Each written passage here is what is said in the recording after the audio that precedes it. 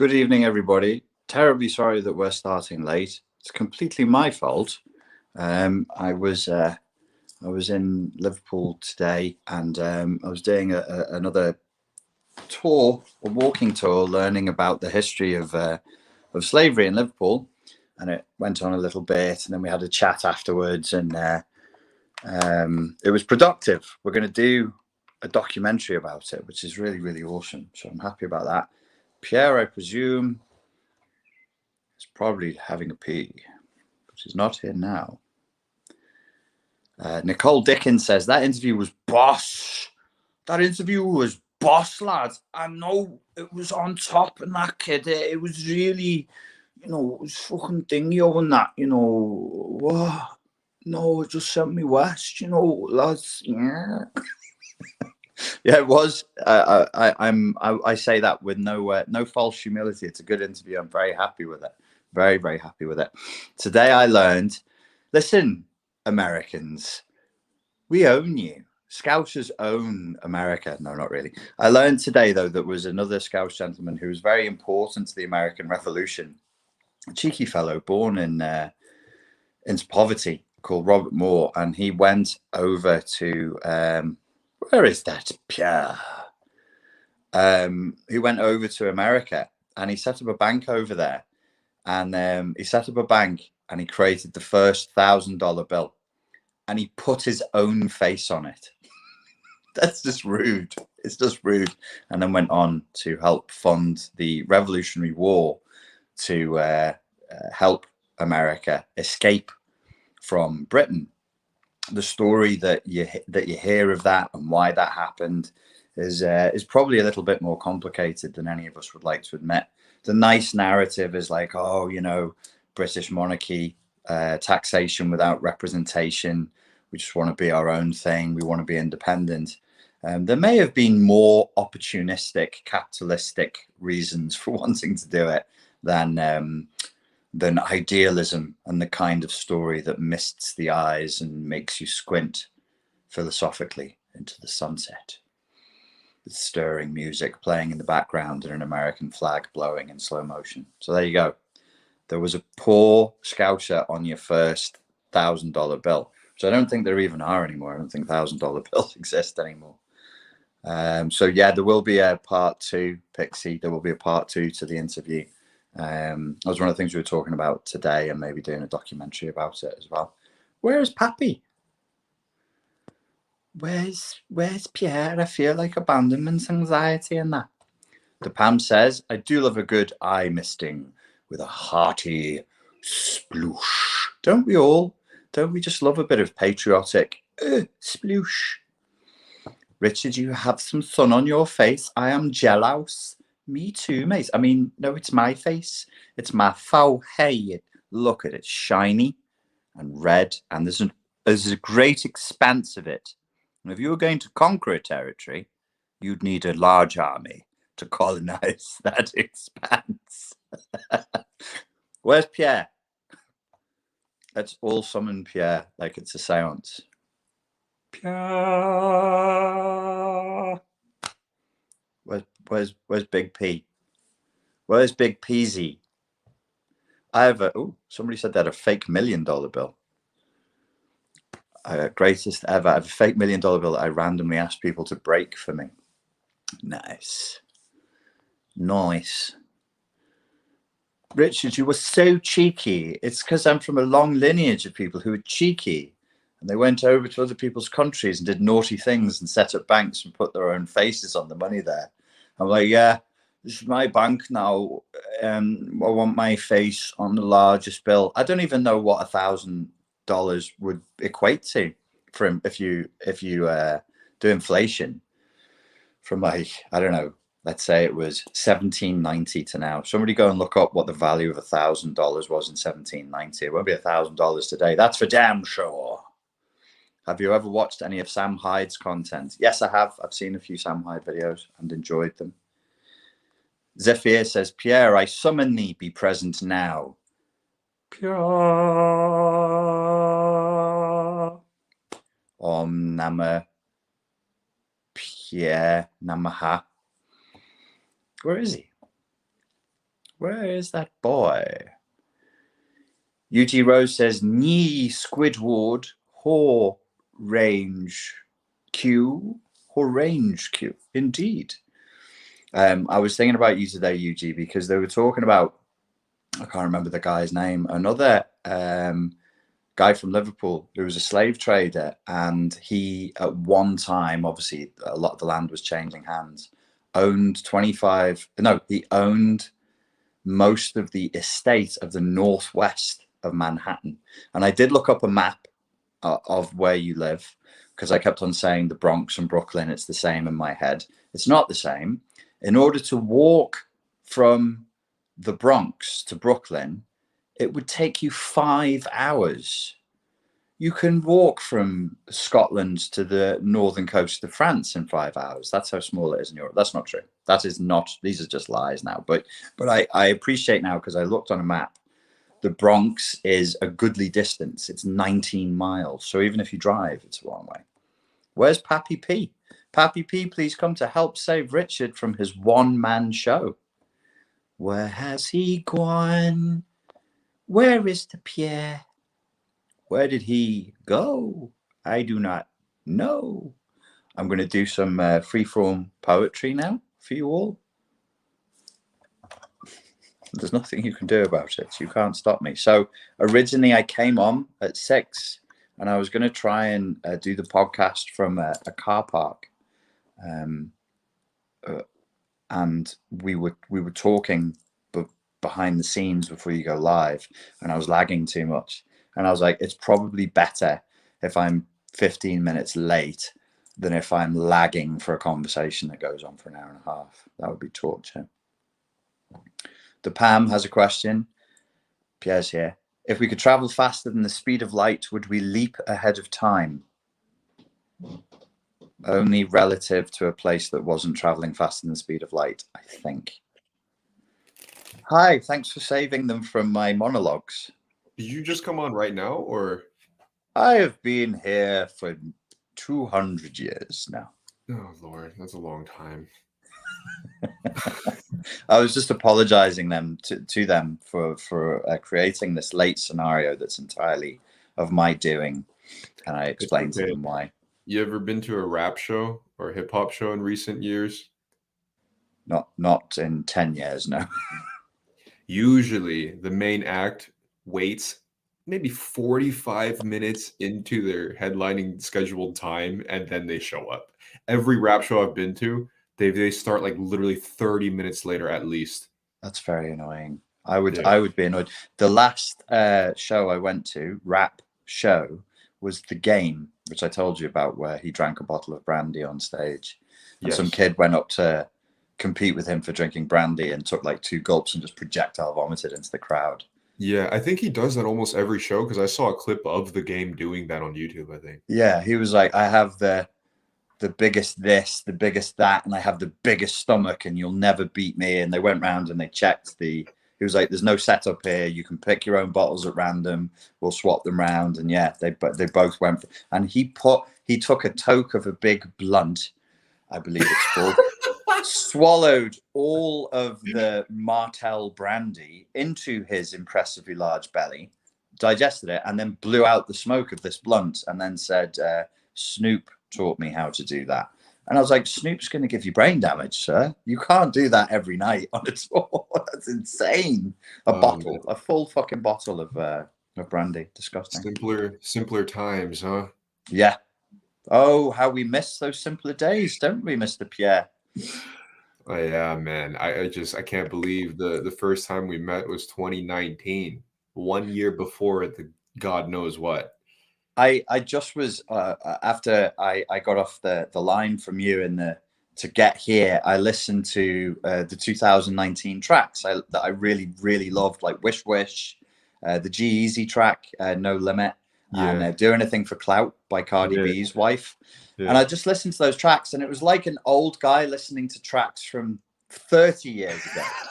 And I was like, oh, do you remember? I was driving around Ibiza and I was listening to this and da-da. Do you remember what we were doing? And it's like, oh, it's such a long time ago. You wouldn't remember, you little bastards.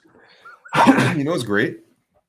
I don't think we rarely club in our free time before this all happened, right? Like we Mm-mm. rarely ever went out just on Mm. our own or anything. It's just not something that's enjoyable usually. But you and I decided on a whim to party like it's 1999, but Yeah, except it was 2019. Because yeah, imagine if we didn't go out that night. that's That would have been crazy. literally the Yeah, only chance we could have ever went out, yeah, man.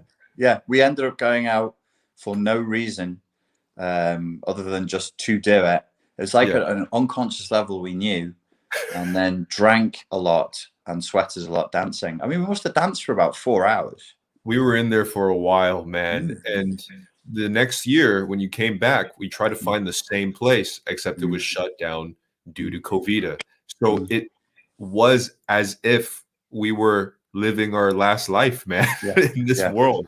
yeah. It's like enjoy yourselves before the end. I watched a German produced thing about World War II called Generation War, and there's a scene that this is actually produced in 2013, but there's a scene before World War II is really in full swing, and you see these young Germans. They're all drinking together. One's going to go off to be a nurse. One's going to go off to be a soldier, so on, and they're like, "Oh, this war will be over soon. We'll see each other at Christmas."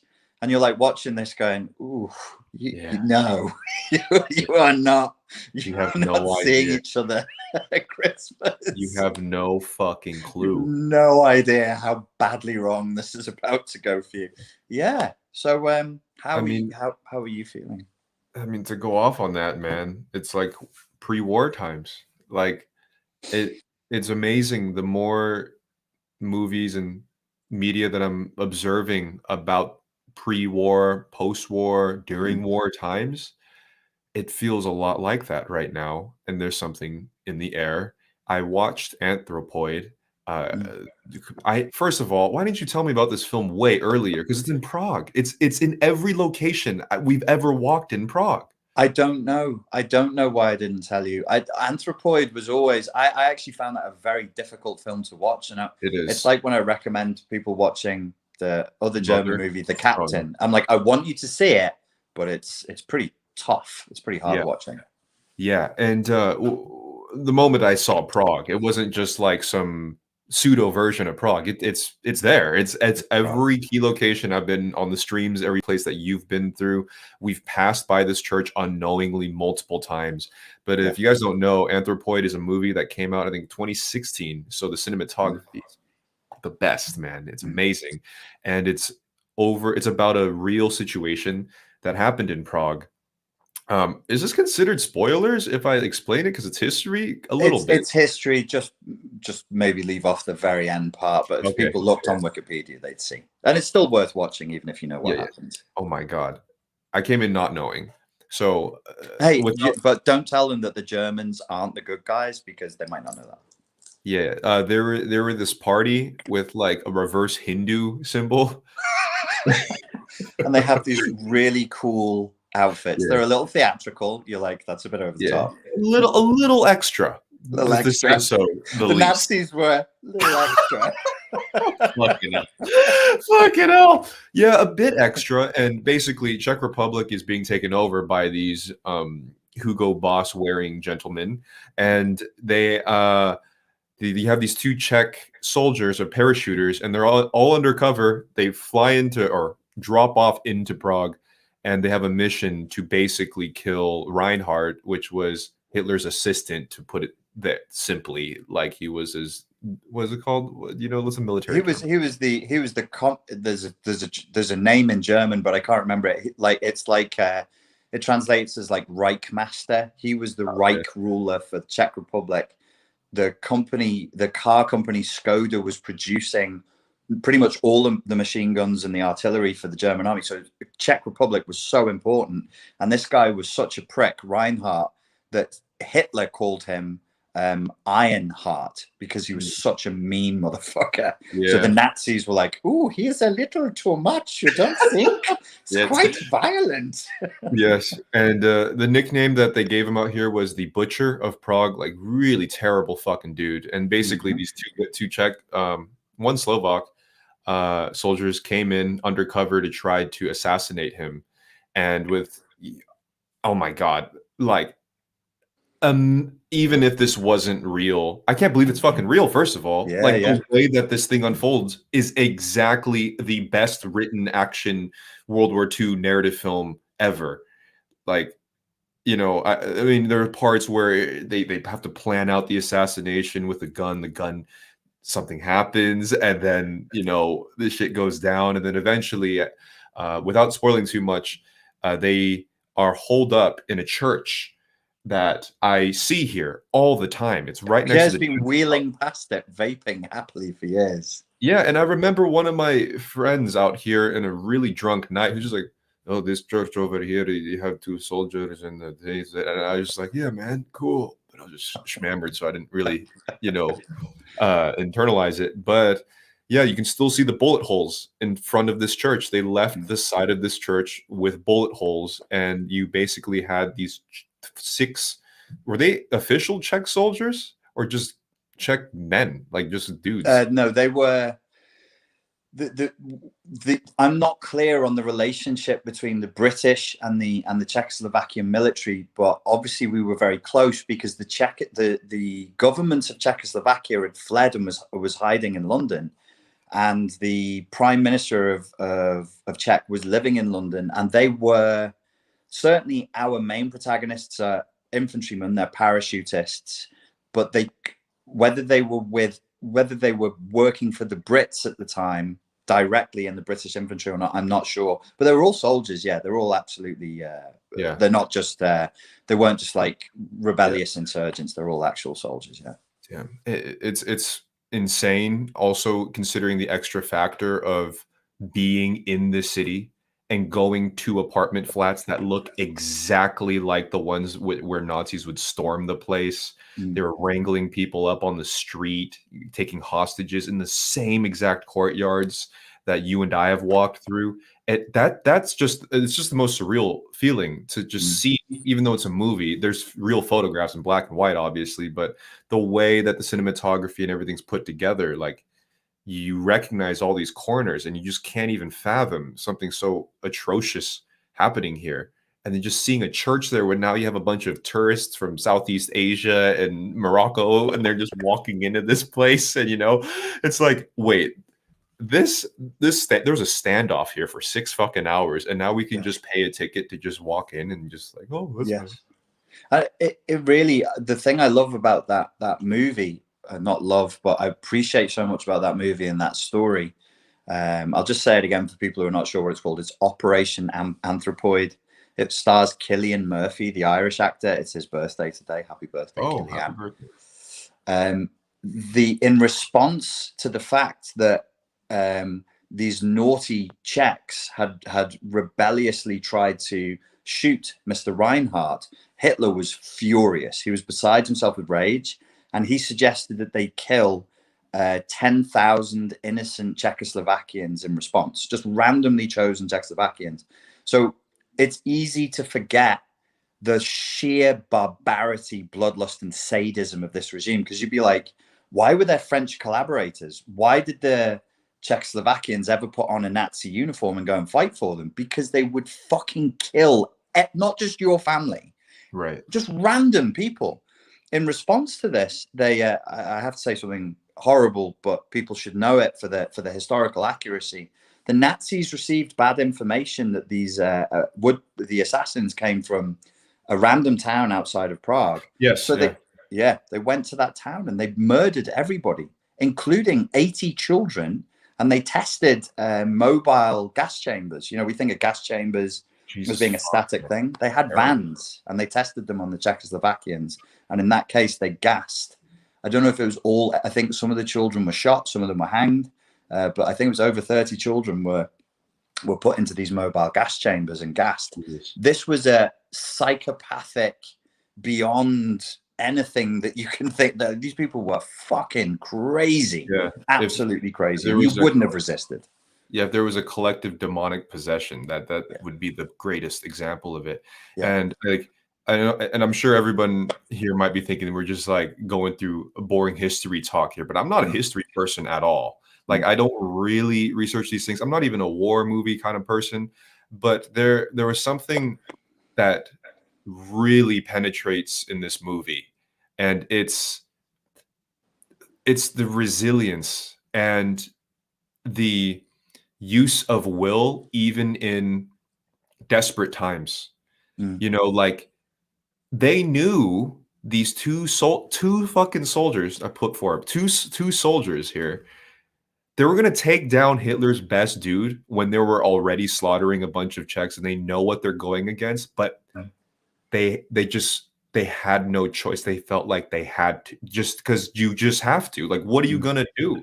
Most people, or some people, just ended up joining the bad guys and the Nazis here. Some people, but you can see in the movie it paints where the collective consciousness is, which is eerily similar to the mentality now, where people say, you know, I can't look at what's actually happening, so I have to, you know, smother myself with something enjoyable. There was a line in the movie that said something like that, or we just pretend like we don't see it, or like there's no way that we can do anything. If we do anything, they're going to kill us all, you know. And I like that element of the movie because there were really subtle moments throughout the film, but it really accurately depicts what a person's emotional state and mental state is going through when you have something as desperate as that just completely overshadowing it. But even in the end, these 6 dudes held off this fucking thing, and which ended up spiraling into even more innocent people getting killed because they were pissed. But in the longer term, like, they have finally got assistance from Britain and all these other nations. Czechoslovakia joined as an official ally to fight the regime, which ended up being the best for all of us. Well, unfortunately, not for the Czech Republic, because we then sold them and Romania and everybody else down the river back to Stalin because we're cons. But we don't talk about that. We just go, well, I think we won this war, chaps. Let's go home and drink a cup of tea. Oh, you belong to Stalin now. Sorry about that. Goodbye. Well, you just ruined my happy ending that I had in my head. This is my Eastern European side coming out, Stavrish. There's no. Well, I mean, I guess if you paint a long enough time frame, everything ends up shit anyway. So that's my argument. Or happy. I don't know. Yeah, well, it goes up and down all the time. Right, man, right. Yeah.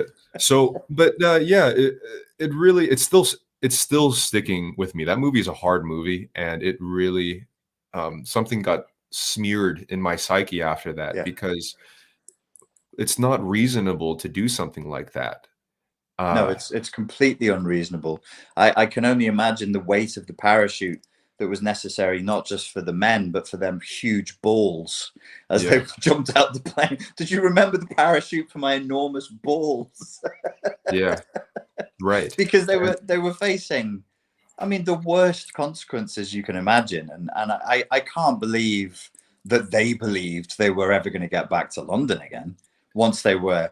But you're literally dropped from an airplane into the citadel of evil to kill the dark overlord of that citadel. It's insane. But there's something there.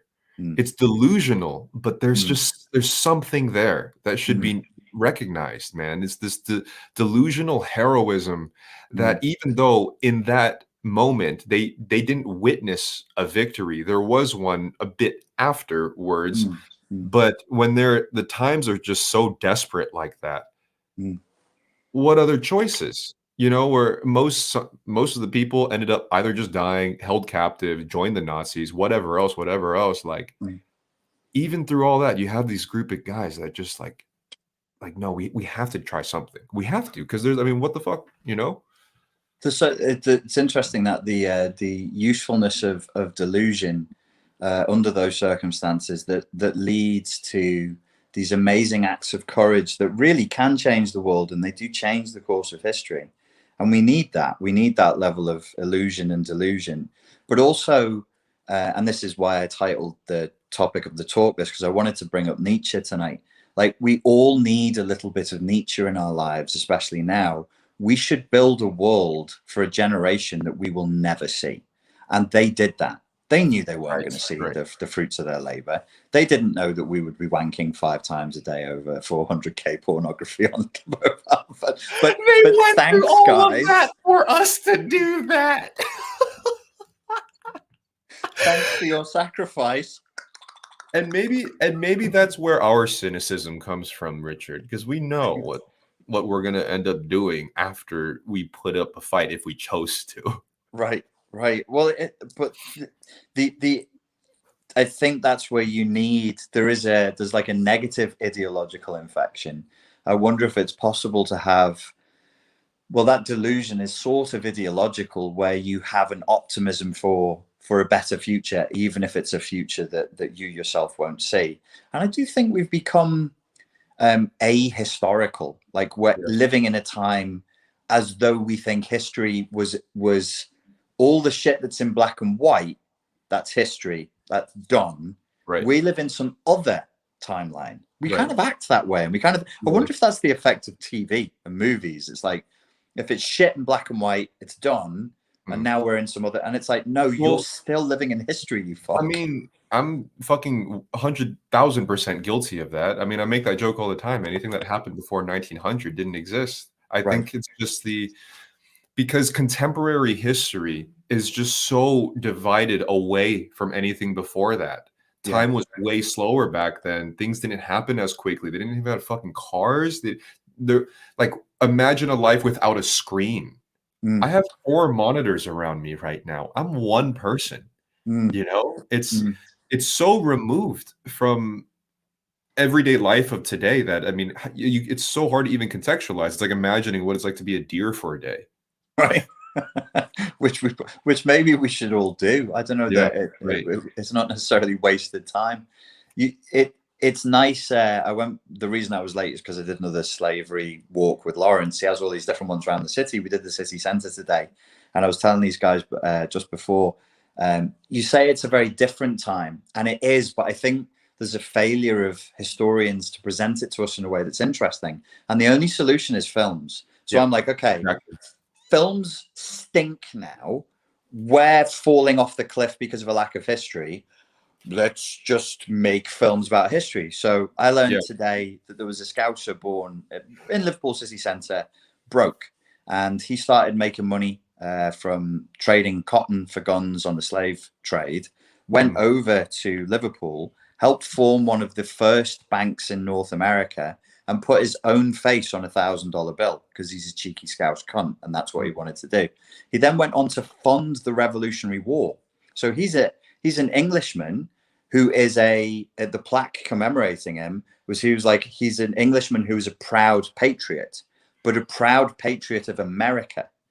So like we have this weird idea of history where it's like, oh, well, they were Americans. And I'm always saying to people, like, do you think they were walking around talking with American accents? No, they were talking with Somerset accents, London accents, because they weren't there that long, and new people were going over all the time.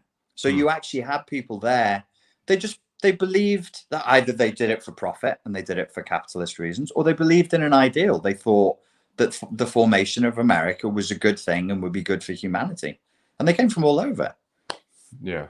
You can humanize these stories. You can make it interesting. You can make it because they are interesting, but they keep sanitizing them. I'm like, tell us about the sex and the corruption and the drugs. Yeah, it's not even just the sanitization. They just go straight Hollywood and do the Michael Bay explosion World War II thing, which is why I've never really been interested in it. But something about Anthropoid really struck at a really core human level that went beyond, like, oh, they tried to assassinate the Hitler and then they didn't do it, but then they almost did. You know, it's just like, no, but there's like this dialogue with that concepts of them trying to make a family happen, but they can't in the situation. And then like this grandma gets involved with her grandson. And then like it really contextualizes this action sequences of firing old guns and stuff, you know? It's a big budget movie with art house ethics. Yes. And there was more movies like this, man,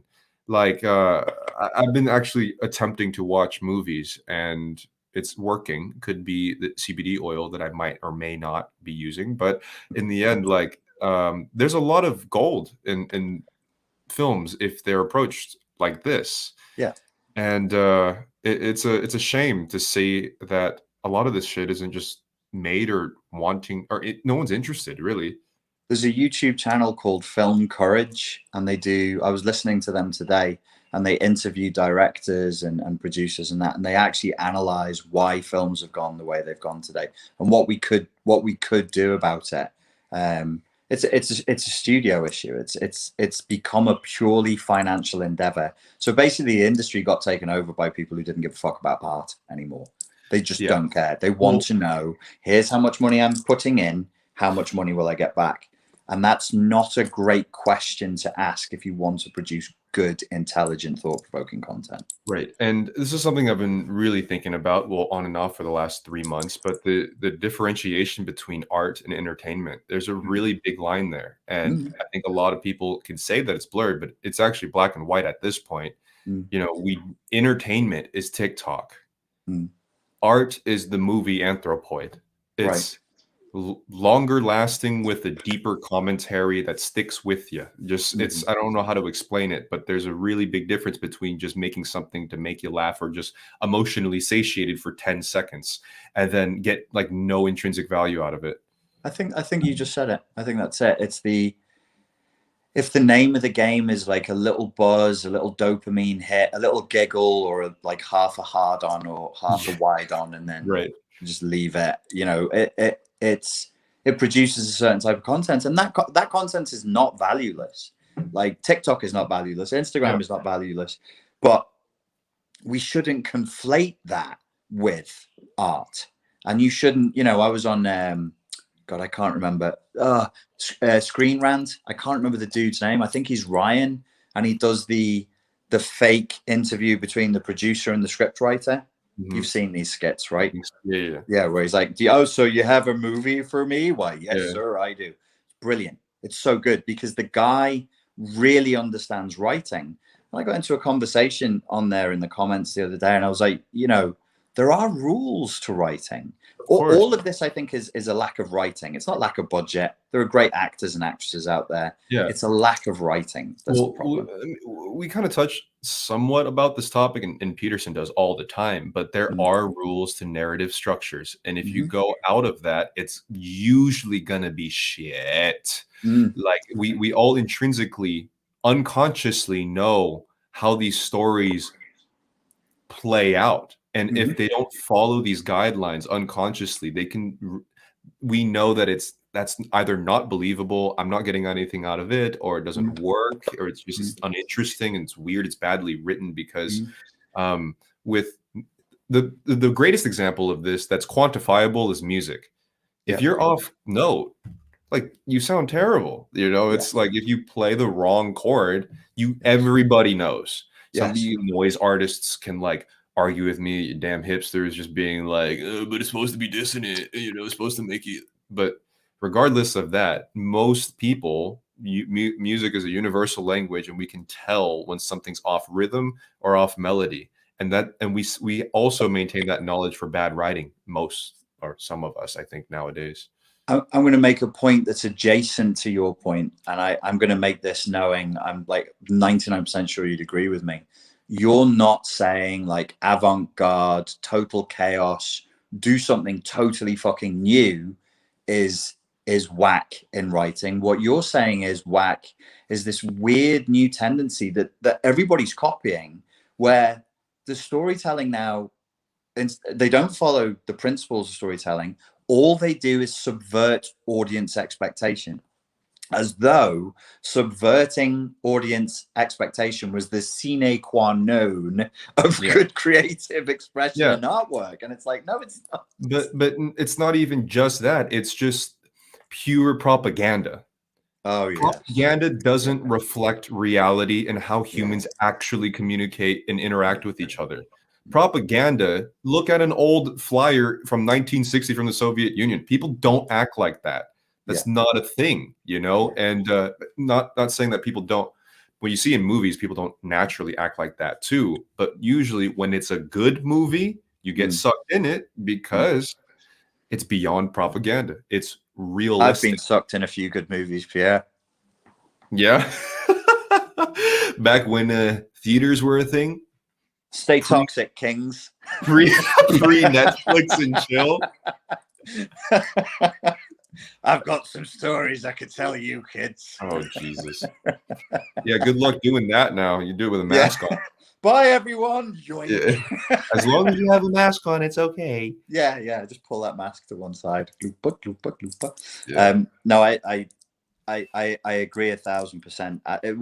It's better expressed than I could on this YouTube channel, Film Courage, and they make the point that you just made so eloquently, that inviting politics and propaganda into the screenwriting is so shit. One guy I was listening to today, he's the same age as me. I think his surname is something Gore.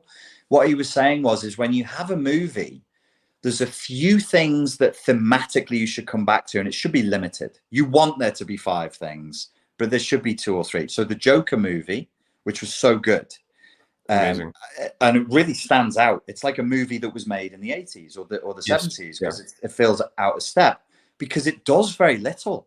Joker doesn't cover much. It's like despair and dissonance and then violence, and there's really But what he was saying is, not only have the films tried to develop too many themes, but they're trying to hit too many boxes of political messages. Right. White man stupid, woman strong for no reason. You have these Mary Sues in all these movies now.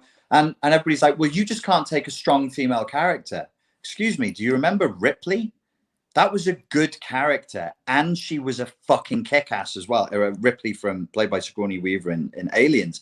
Nobody has a problem with strong female characters. There was also in Aliens 2, there was the girl Ramirez, who was one of the Marines. Nobody had a fucking problem with strong female characters. But when you shoehorn in bullshit where the character is ridiculously strong and just covered in script armor for no reason other than that she has a vagina, we get a little frustrated, or whatever the game there is. And you always know, you're watching it or you're hearing the story and you're like, I think I'm being given a lecture right now. I just feel it. Yes. I just feel it. Yeah, no, it's a fracturization. It's a fracturing of an internal narrative of a believable character.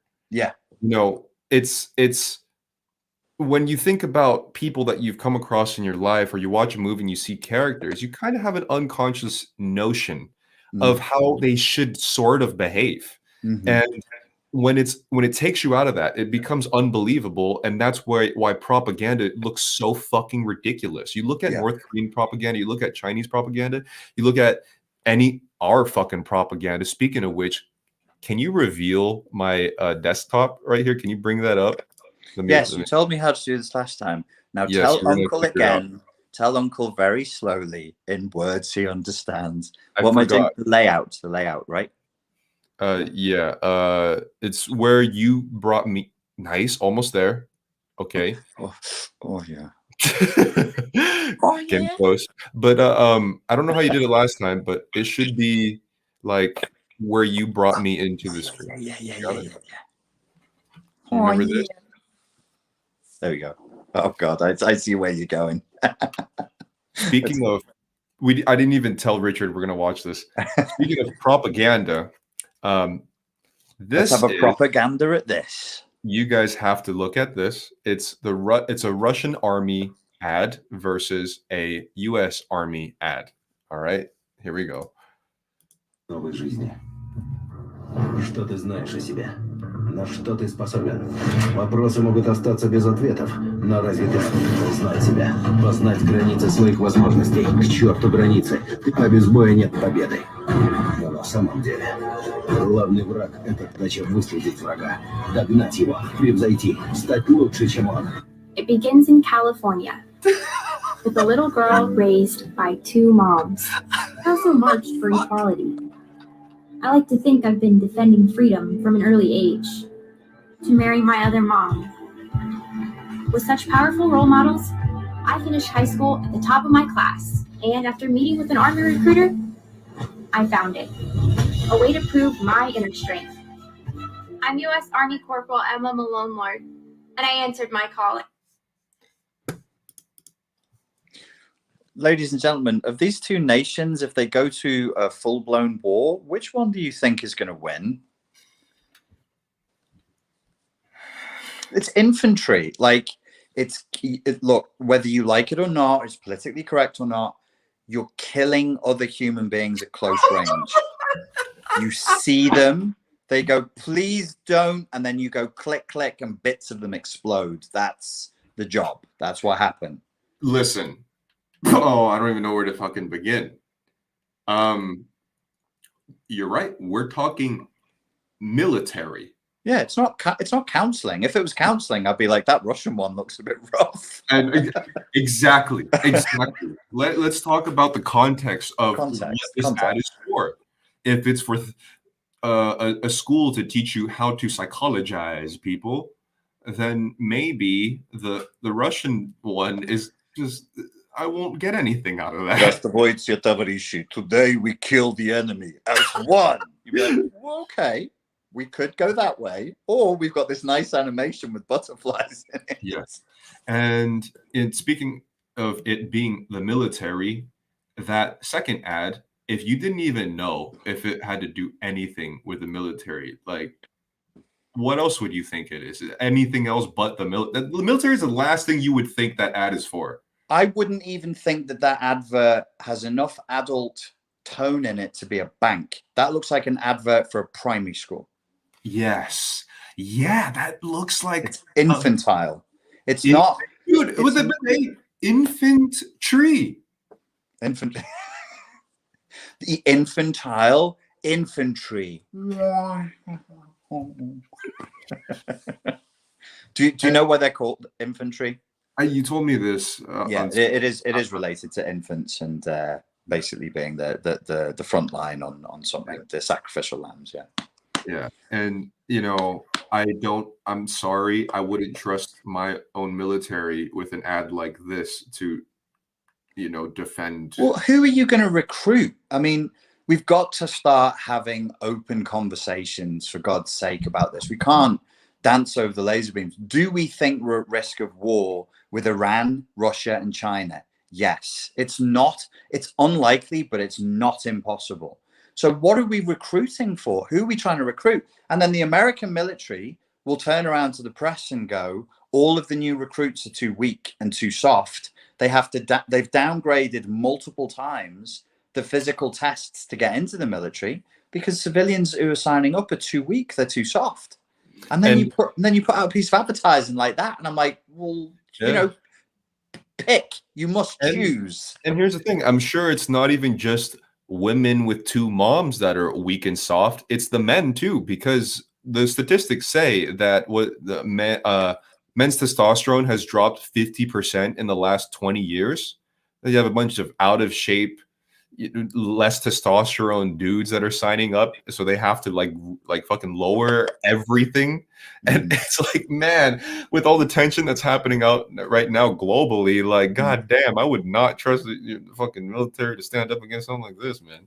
I actually had this conversation in an interview I did the other day, and the guy was talking about his experience coming off on holiday, and there was a queue for Brits and a queue for Russians. And he was like, I was like looking over at the Russians, these like big, muscly jack dudes with shaved heads. And then he looked at the Brits and he was like, we seem a little out of shape. It wouldn't do well. Like in a straight on confrontation, all things being equal, it's not going to end well. Yes. The reason why I brought this up was because of propaganda. And we're at a complete 150% total cultural propagandistic war right now. And because we're so in it right now, we're used to seeing it. So it doesn't even look like cheesy or ridiculous. But no, it's hyper normalized now, isn't it? It's hyper normalized. So the way that we look at old propaganda ads of America, of Russia, of China in the 60s or whatever, we think that's like, what? Like, people believe these fucking signs? We're going to look at ads like this or just TV shows now in the same ridiculous way 20, 30 years from now, if the world still exists. Yeah. No, it's very strange. It's really, really strange. And I think like when you start trying to put this kind of thing in context, this is why I named it slave morality. And I mentioned that I wanted to talk about Nietzsche. Nietzsche had this concept of slave morality, which is kind of irrelevant to where we're at now, because we all have broad scale his idea of what slave morality was, which was telling yourself that you suck, but it's okay because winners are losers. You suck and you're weak, but strength is shit. And masculinity is toxic, and competing is for capitalists. And and you just think, okay, now what? What kind of a world are we going to build drinking that fucking Kool-Aid? I don't want the other Kool-Aid, because you could have Nietzsche's master morality. Well, if that goes wrong, you end up with the ideology of, if you misinterpret it, the ideology of Nazi Germany. I don't want that either. I wouldn't want to live in a pure dominance hierarchy, capitalism, people shouting at each other all the time, fighting all the time. It would be very tiring for me, Pierre, having to fight all the time. But doing its opposite is not virtuous. Throwing all of our courage and strength on the floor and trampling on it and saying, courage and strength is bad. Oh, really? Oh, really? Is being genocided good? Because that's what happens to people who throw courage and strength on the floor. They die out. That's just like a rule of nature. There's I saw an after school illustration, I think yesterday. I think it was David Foster Wallace, and he was saying it was about courage or sacrifice, or maybe both, but you have to choose consciously what you're going to be courageous about and what you're going to sacrifice. Otherwise, it'll leak out unconsciously to something else or another approach in a very unhealthy way that was it's going to destroy you and other people. And the way that I look at that is like what's happening in fucking Portland. You have all of these people that think they're helping and they're fighting and they're like going to save the world, but it's unresolved choice of courage and sacrifice. Yeah, it's that's a very interesting point. Which is that if you don't, the way I would rephrase the way that you describe what he said is, we're talking about boundaries and objectives. Like, you have to have a clearly defined objective, and you must put boundaries around things. The cultural narrative, the dominant cultural narrative that I would say is just steeped in Nietzsche's slave morality now, is boundary breaking. And hey, it's yin and yang. You don't want too much order because that's boring. You want yin, you want chaos, you want to be able to experience and be avant-garde and dance and embrace the chaos. You need both. But this is poisoned with what Nietzsche identified as ressentiment. It's not love of the poor. They don't love social justice. That is a lie. They're liars.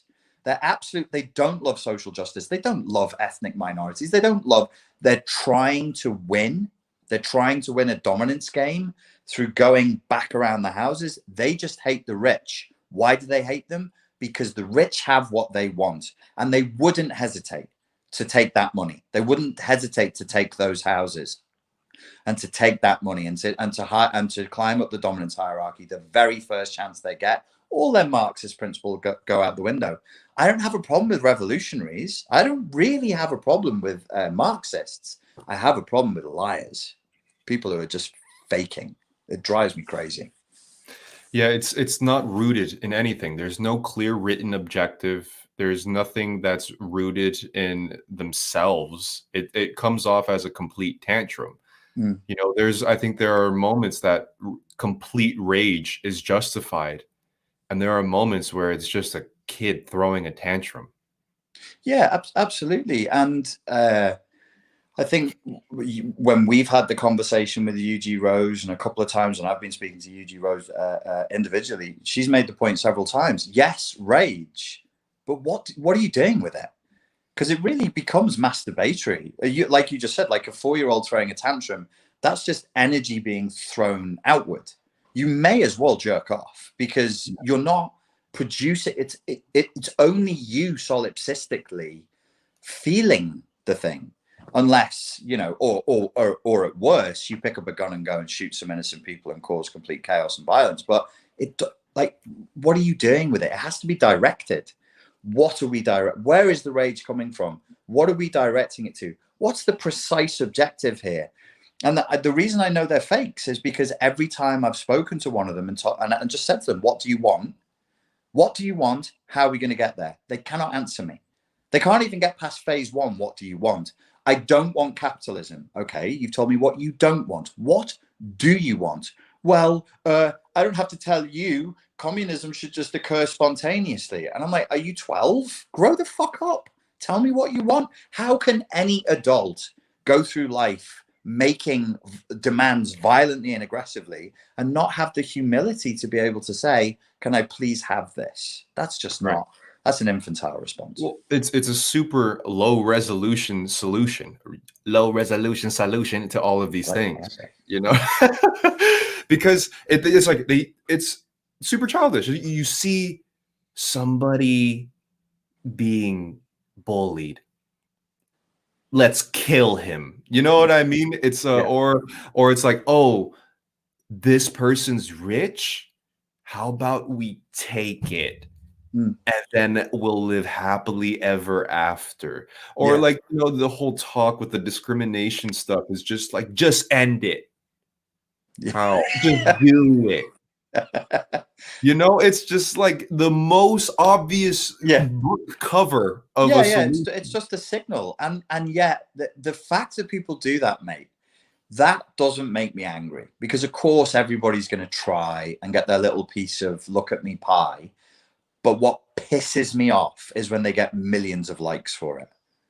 Prince Harry goes online and says, mental health, hashtag mental health. And everybody's like, oh my God, the bravery, the compassion, the fucking insight. I'm like, he didn't do anything, you dumb cunts. He just said, what are you kidding me? Hashtag mental health. Fuck you, do something. Do something. Bro, everything is empowering, everything is brave, and like I go ahead and tell you guys what I've been going through, and all I get is, are you okay? How about fuck you? How about but we really care about mental health. Yeah. Are you good? Are you gonna be funny again for me? I liked it when you were funny. God fucking damn it. You just talk about mental health and you hear shit you don't want to hear. Then it's like, oh, it's too much. Like, dude, it's like, I realize that vulnerability and honesty that people want is an honesty that only makes them feel good to hear. Oh, Christ. When they say be vulnerable, be honest, what they are saying in code is, please confirm my pre-existing view of reality. Exactly. That's why I don't coach anymore, mate. People are like, I want to heal, I want to get better. And I'm like, okay, well, let's start looking at some of the beliefs you're going to have to get rid of that are wrong and hurting you. Oh, no. What I said was I wanted to heal and get better. And I'm like, yes. And if you want to heal, you have to change some of that shit because it's toxic. It's hurting you. Oh, no, I don't like that game. All right, well, there's the door. It's amazing. People go, I'm really tired of seeing really good-looking models and people living like crazy lives on yachts and stuff. I just want honesty. And I'll be, okay, well, everything's rigged and blah, blah, blah. And they'll be, dude, I saw a fucking TikTok, and there's like this new trend that's happening where hot girls, of course, they post photos of them on a yacht at the beach, fucking with a martini somewhere, a fancy dress, and then they green screen themselves with no makeup, telling them how much they suffered in these situations. So it's like, so here I am. No. Let me tell you. No, do it to Julia. Do it to Julia. Listen. So they go, so this is me in Dubai. Actually, I was having food poisoning around this time. I actually ran to the bathroom 15 minutes later, and then I puked it all out. This is me on a yacht. There was a creepy guy on this yacht, and he was following me the entire time. And the best part, you're going to love this. You're going to love this. You ready? The best part, you look in the comments. So brave. Thank you for doing this. Thank you. I needed to hear this. Thank you to go viral. Fuck me. You know what I hate about that is it's so greedy to want a double hit of praise. I'm on a yacht. I I'm on a yacht, fucking yacht, and I really suffered. Oh my God, you really suffered. And the two things are completely fucking contradictory. You greedy fucking hypocrite. Just show your ass, take a like, shut the fuck up, and go watch TV. No, it's not enough. Not only It's not enough.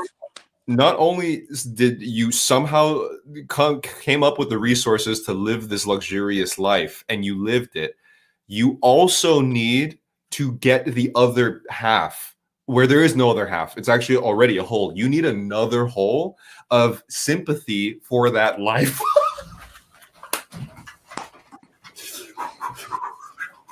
That hurt. That hurt in my soul. I really felt like Alex in A Clockwork Orange there, where he has his eyes pinned open. It's enough, sir. I've learned my lesson, sir. I promise to be good, sir. No, we have to keep going. No, it's amazing because like what came before this is like makeup reveals, like, let me see you with cellulite and no makeup. And that's the honesty that people like to hear because it makes them feel good. But they don't want to see someone take off their makeup and still look fucking amazing because it makes them feel bad. Well, okay. Maybe there's a positive to all this. Once it gets this absurd and you have to fold your narcissism back on itself to look like anti-narcissism to get narcissistic supply.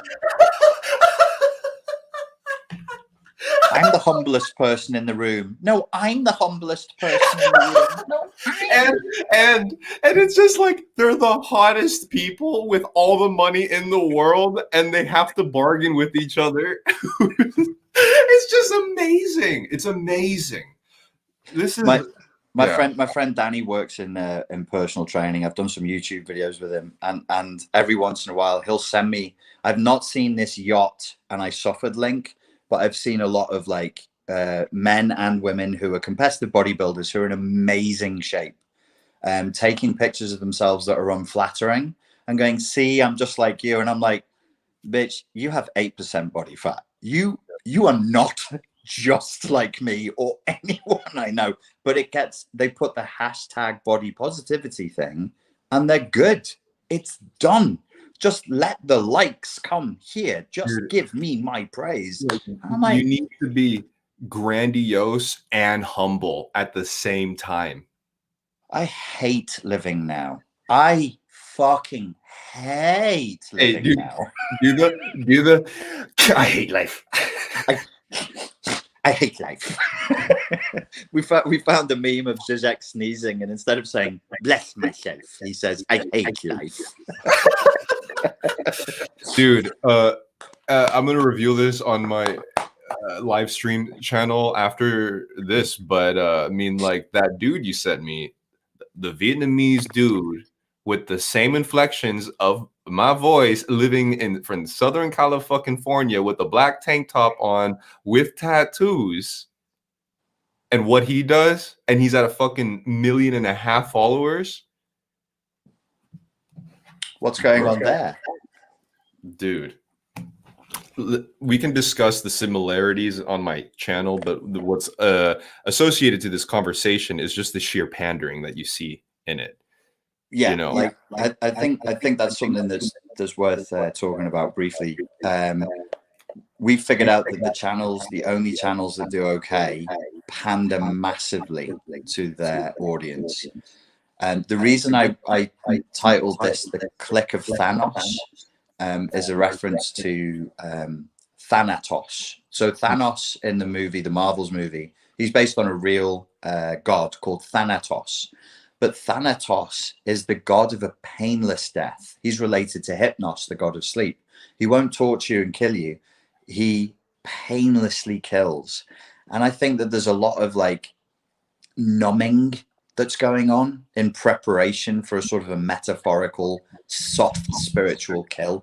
And that's a lot of what we're consuming. It numbs, it injects you with a numbing agent, and you're just like, oh, it's okay. You're actually about to be euthanized. You won't suffer. You won't scream and be terrified. You'll quietly slip away into the space. And oh, that's a great example. That's exactly the type of delirium, that tranquilizer that shot me this last 2 months. it wasn't like I got fucking hit in the head. It was like someone just threw the ketamine in the water. Oh, and then I just fucking disintegrated and like really felt like a floating nothingness. Yeah. And it has to do with everything that's going on. Like, I don't care what anybody says. It's a fucking external threat. I've really sat around and reflected on this, dove in the deepest depths of my fucking soul and did everything like that. But it really is the content, the culture, the propaganda, the everything, the ideology. It's making me sick. I've sat back and watched you try to escape and find any route back that you could, but there's no route back, is there? No, because and we had this conversation, man. Like the Disney Channel imposter here, he is doing exactly what I had an option in my mind to do, which is maybe just pander a little bit. He basically made a TikTok with some girl crying. And then he just like explain that more fully. I want everybody to suffer as I have suffered. Yum, yum, yum. I do. Hey, my queen. Oh, hell the fuck no. Get your fine ass up here. Yo, I don't know why the fuck you be crying like that, but I don't like it one bit. Let me tell you this. You know how rare and precious it is to find someone as beautiful and vulnerable as you, to emote that sort of emotion. You was a one-of-a-kind rare commodity, baby. First of all, no one I've ever met in California, Southern California, fucking talks like that, let alone the Vietnamese community for one fucking it's so awful. Just to add context, the girl is sat in a car, and there really is very little context added. There's just a bubble above her that says, "You should hate yourself," and the video starts with her crying and saying, "I do hate myself," and then he comes in with, "Hold your horses, my queen, you beautiful star of wonderfulness. Let me shove my tongue deep inside of your rectum until it tickles your lower intestines." Yeah, and the thing is, like, I totally expected the comments to be like, what is this dude doing? No, complete opposite. They love it. They love him. Thank you. I needed to hear that too. You're such a sweet, nice thing. And you know what? I never did anything like that. The first time I was on Jubilee, I did the complete fucking opposite. And it's somebody posted that to me and said, this is Pierre's brother. And my response was, Pierre would never simp like that online. Never. Never. That's never going to be a thing that's going to fucking happen. And you could say that like he was being supportive, but it's still, even if you're being supportive, there is such a thing as emotional simping. You shouldn't just pour validation on strangers on the internet. It's not healthy. Yes. And it's like, that was one of the options that I had to maybe steer my content, make silly TikToks, maybe, pander here and there, man, to make them laugh sometimes, and I already hate myself for just falling into this tranquilizing despair, right? And I'm looking at any way out, and I'm like, maybe I just go to the influencer thing, post a makeup tutorial or two, just grab the bag there, make some people happy. Hey, girl, slay, you'll be fine, blah, blah, blah. I can't. With all of my heart, my rectum, my mind, I cannot do it at all. So the only option I have now is to completely sabotage everything I've ever made. I'm just thinking, well, at first I was thinking, like, what would I respond if I saw you do that? And then I thought, actually, it's funnier if you try and imagine me doing that. So there's like a video of a girl sad. So I pick up my phone as though I'm picking up the girl and be like, "Come here, you silly thing. You're gorgeous and beautiful and wonderful. Would you speak to me again if I started doing video? Would anybody watch me anymore if I was doing shit like that? Yeah. How is that okay? Yeah, exactly. And dude, here's the thing. Like, I think you and I both just don't really respond to hugs usually. Mm.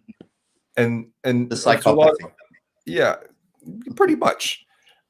Detachment, desensitized connections with intimacy, but like a lot of people, I'm not judging these people. It's being a regular human fucking being to feel okay after a hug. That's great. But like when I go through these inklings of existential despair, just someone pandering to me or hugging me or licking my nostril is just really not going to do anything, man.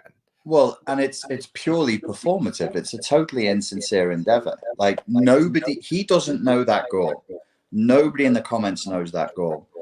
If she's hungry and she needs food, she should go and eat some chicken and vegetables. She shouldn't be consuming syrupy sugar.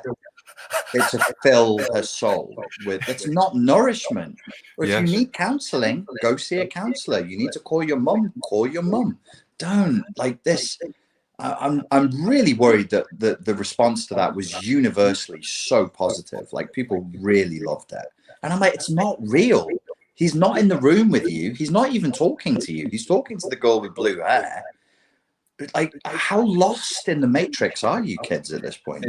It's all about emotional satiation through a consumerist approach. Everything is like that. And at this point, I've realized that any striving, any search for truth will never, ever click that emotional satiation and impulse.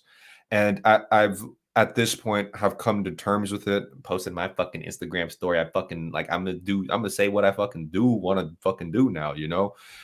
But it comes with the territory of, man, social media, and if you want to make a brand and all that shit, you have to consider emotionally satiating or tranquilizing the people that you want to satisfy. Yeah, you have to suck titties. Suck dick, dude. You know?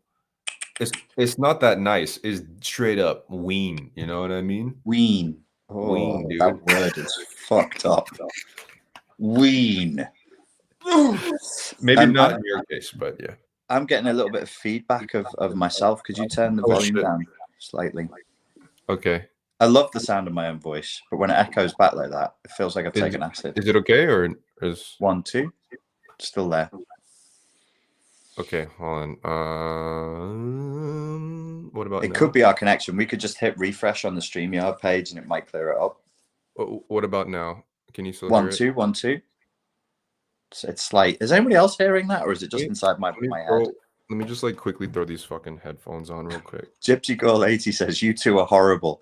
Yeah, I think it's the cynicism about social media communication is set in. There is genuine good intent with this, by the way. It's like, if everybody starts going down that road, and everybody does. Oh, somebody's saying yes, it's feedback. Okay, that's gone. You can hear me now, right? Perfectly loud. Yeah, I got the headphones on. So. Okay.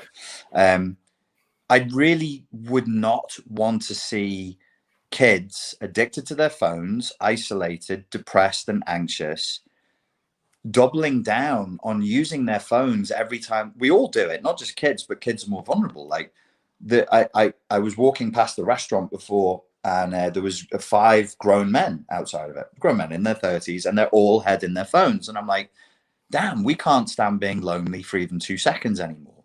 Imagine if you're the people in this video, I don't know, the first girl is 20, he's maybe 21. If this is what we're doing, we're creating a world where we're just going to get deeper and deeper into technology, all of which is monetized, by the way, and not by him and not by her. The fucking corporations who own the platform are quids in, whilst our children get emotionally and mentally sicker. And every time they feel lonely, they're going to plug into some, I don't know what this kid's deal is.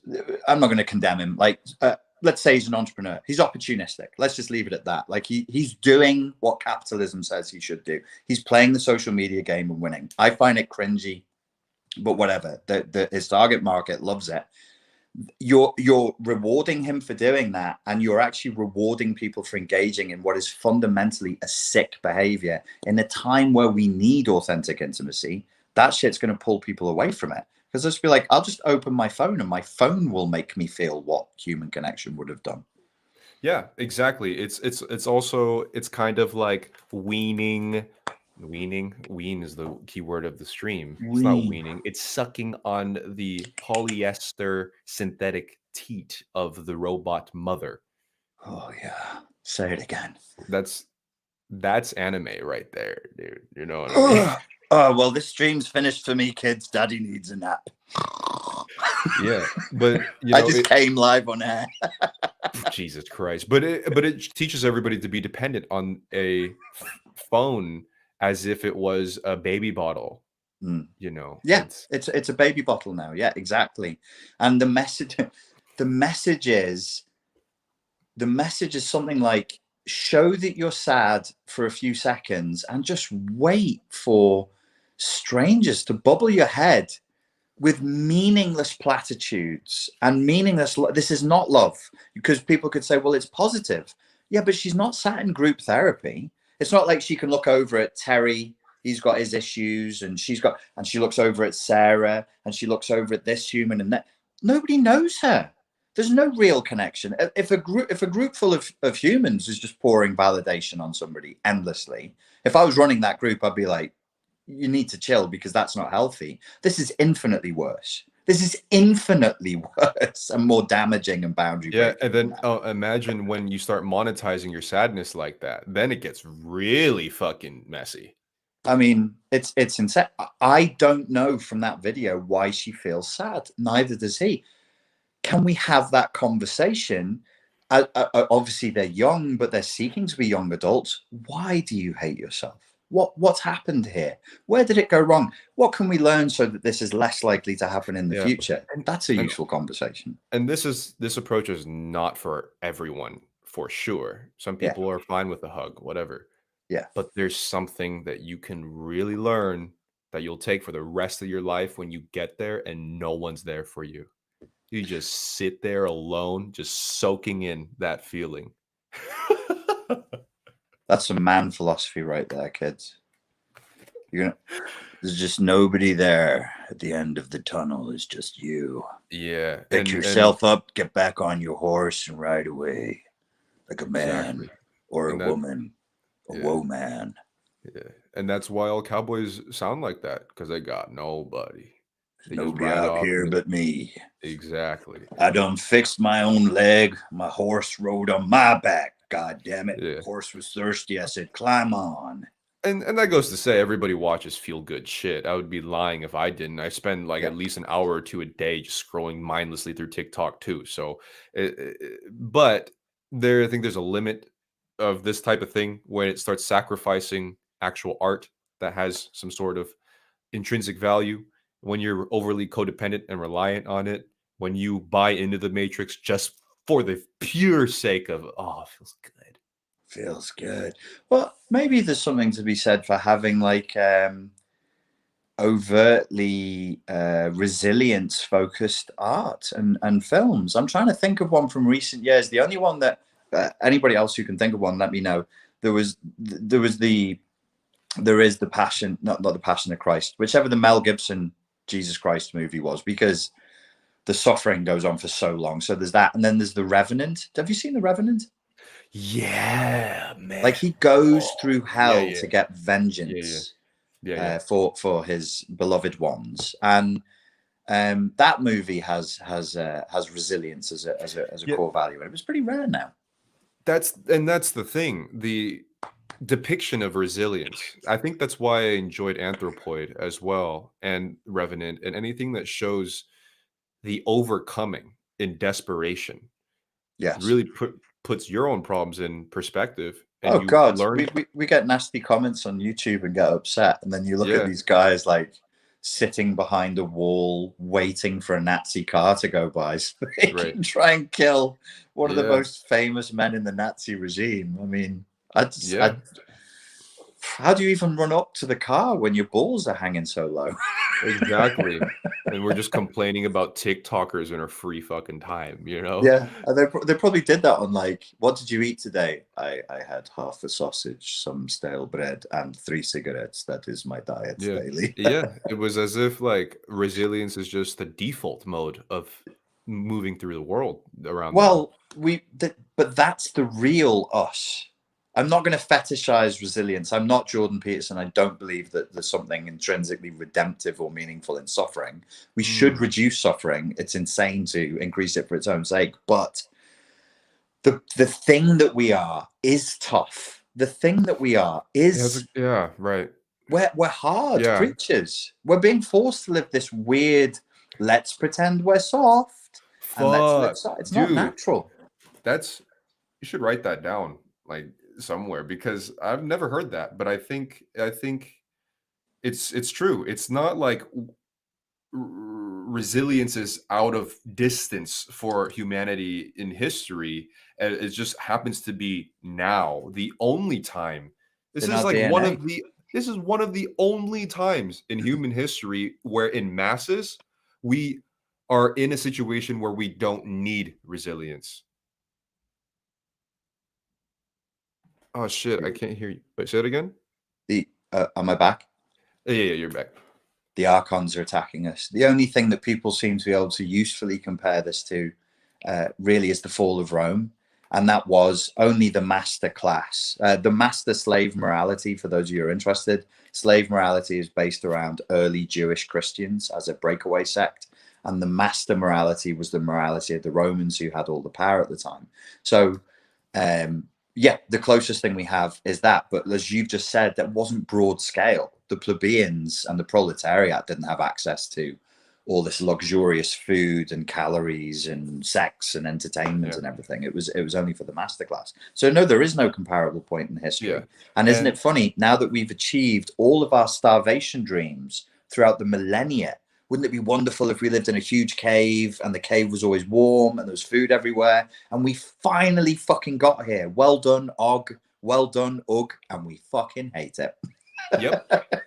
Yes. And this is, I have reached the top of Maslow's pyramid in the last few months. And I think it goes to say and proves how innate resiliency is programmed into our being. Because when that resiliency isn't tapped into, you will fall and crush yourself without tapping into it. And I don't know how some people do it. Some people are totally fine and satiated with just Netflix all day, every day, video games, or just tuning out. And I kind of do that still, but I'm coming out of it. What I learned in the last 2 or 3 months is that I've never felt more miserable in my life when I'm just complacent with no mission, with no purpose, and no mode of action to test my resilience. I think the last 4 paragraphs you just said, you could say in Jordan Peterson's voice and you could totally carry it off. But I'll be the translator. Yeah, it's so true. And I think that you're back to that sort of Thanatos effect that we're all going through. The core etymological root of narcissism is the same as narcos, which is a drug. It's what the spider injects you with to numb you so you can be eaten.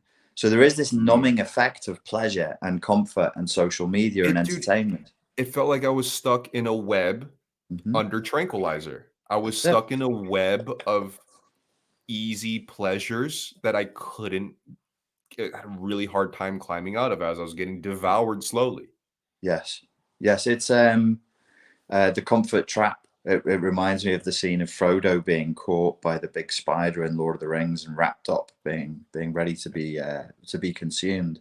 And of course, he is drugged. The big spider mother injects him with a drug to paralyze him. And waking up from that is painful, and escaping that web is painful. And as much as I just said, I don't think there is intrinsic meaning in suffering the way Jordan Peterson says there is, but he is right when he says, pick up your damn burden, find purpose and find meaning in your purpose. And you've got to have some kind of a mission. We are mission creatures. Right. Exactly. We are purpose-driven creatures. Yeah. We only feel pleasure when we have purpose and when we feel like we're engaged in progress. If there's no progress in our lives, we're miserable. The progress could be tiny. The progress could be, for some people, that you built a matchstick Eiffel Tower. It doesn't matter. You won't be happy unless you're making progress. Yeah, exactly. And I left this YouTube social media thing because I didn't want to deal with a bunch of whining people that can't handle another opinion. Like you dive into this, there's just a bunch of trouble and stress. So I thought I'll get rid of the stress in my life. And that way I'll only be around my web of pleasure and it would be fun and easy. But it was actually one of the most difficult moments that I've had in my entire life without that mission. And at this point, I have no other option than to fulfill a purpose that involves some sort of stress, suffering, that tests my resilience. And even the thought of doing that now has made me feel a lot better, even though I'm That's good. prepared for the shitstorm that might come That's from me good. speaking my truth.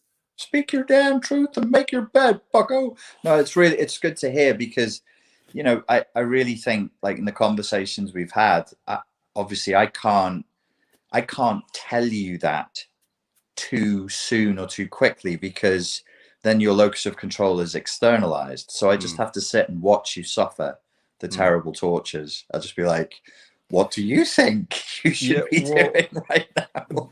But the thing is like, I would have never known the suffering that comes with not having a mission.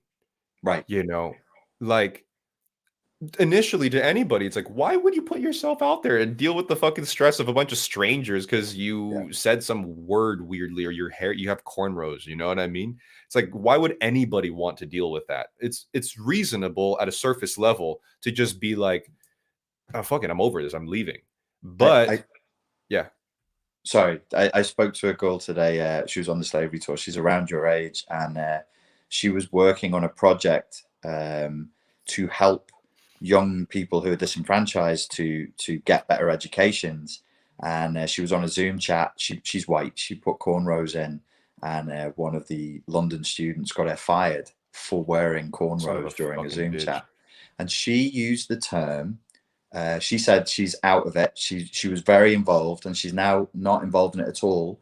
And she says, I have culture war exhaustion. And I was like, oh, I must tell Pierre when I speak to him that she's got this term, the culture war exhaustion. I think it's harder for your generation and younger, like Gen Z, millennials. I just think it's 100% harder. You guys lived a life without this bullshit, and you have your communities made without this bullshit. I am in it no matter how hard I try to avoid it. I can't escape it. It's everywhere around me. It's the people that are around me, and it's my own audience and everything. But the last few months was my fucking culture war exhaustion too. Just fatigue. I was in the battlefield for a long time. It's fucking exhausting. So I decided to just get off. But I'm still seeing the soldiers march and round up all the fucking people in my beautiful city. And at this stage, it's like, am I just going to sit around in my own web of pleasure? Am I going to just fucking try to entertain people while the city gets, blasted to bits? I realized the misery that lies in these options, and it far exceeded me dealing with them while I was fighting. It's a wonderful point that the psychoanalyst Adler made, which is for so many of our problems, it comes down to one key element to resolve much of our problems, and that one key element is, the signal died. I can't. The gold. It's in the. No, the one key element is courage. So when we look at a situation and we're really stuck, one thing we can ask is, how would me exactly as I am, the situation exactly as it is, and I'm relating as myself to the situation exactly this way, but the only different factor is I'm way more courageous. What would happen next? And it's funny how the solutions start to materialize from there. Interesting. Yeah. And you, I mean, to do what you're choosing to do, I think it's courageous. I think it takes a tremendous amount of courage, more than it does for me. I can do the same things as you, but it's not as costly for me, and it's not as threatening for me as it is for you or somebody younger than you or somebody who's like 21 or 18, because it just can't have the same emotional impact on me. So it does take courage to make these kinds of choices and say, you know what, I'm going to start telling the truth as I see it. I am not fighting Nazis holed up in a church for 6 hours necessarily, but seeing that taught me something about being in that state of spirituality and a mindset. And I don't think, maybe right now, I don't think I'd go that far, but just even 30, 50, 100 steps below that is just to be able to open your fucking mouth while all this nonsense just consumes the land. It's an interesting question to float.